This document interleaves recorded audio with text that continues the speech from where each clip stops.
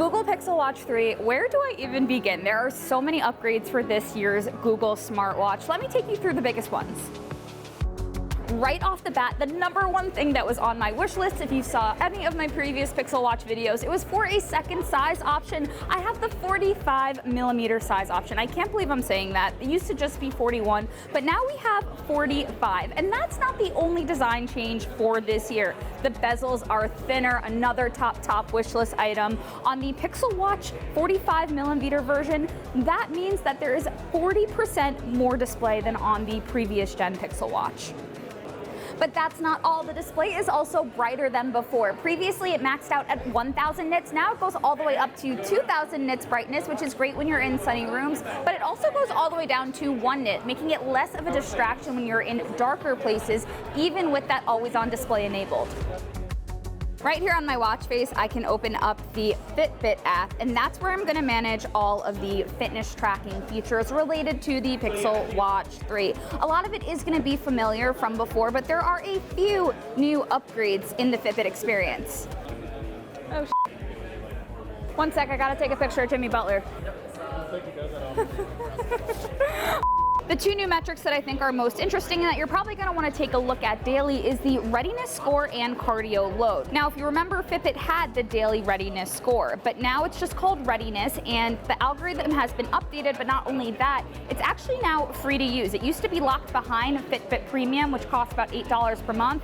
Now every user can get that. You don't often see companies give features that they were previously paying for, so I think that's pretty cool. Cardio load, on the other hand, is steered towards runners, going with this whole theme of running features for Pixel Watch 3. With that, you're going to get the option to create custom training plans that you can then follow as you're running with haptic and audio cues. Plus, you'll get far more in-depth metrics of your running performance in the new running dashboard in the Fitbit app.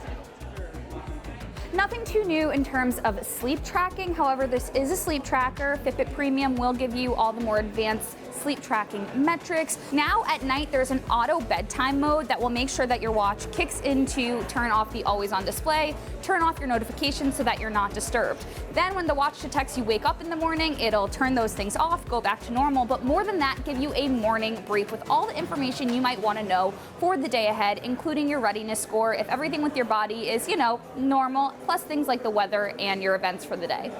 Now we're at Google, this is a Google Watch, so of course we're getting Wear OS. This version is Wear OS 5, and there are some cool upgrades that make the watch smarter, which I know a lot of people focus on more of like the fitness tracking a lot with watches these days, but it's cool to see that there are actually some tools that are making the watch more helpful when you're not working out. That includes having the option to see your Nest cams and answer doorbells right from your wrist. The watch also acts as a Google TV remote, so if you misplace your remote, don't know where it is, you can actually control the channels and everything right from your wrist. I love that. You can also get offline Google Maps, and now for the first time, the Pixel Recorder app comes to the Pixel Watch. That's something a lot of other smartwatches don't have, and something that I think could also be very useful if you just want to take a quick memo and then have it show up in your phone afterwards. We are taking a voice recording here at Made by Google. Maybe I honestly should just voice record this entire video on my wrist. That'd be a good test of the microphone quality.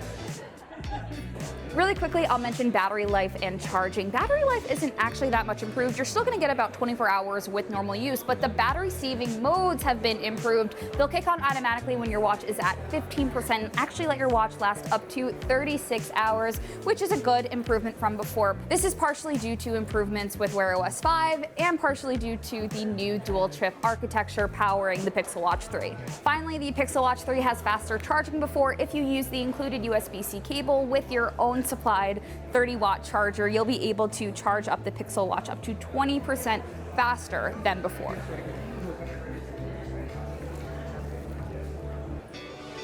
I know we went through a lot very quickly, so be sure to go check out my full Pixel Watch 3 hands-on at tomsguide.com. We also have videos live now for the Pixel 9 family, including the brand new Pixel 9 Pro Fold. Wow, that's never going to be less of a mouthful, isn't it? For behind-the-scenes content from Made by Google, be sure to follow Tom's Guide and me on social. Thanks for watching. I'll catch you next time.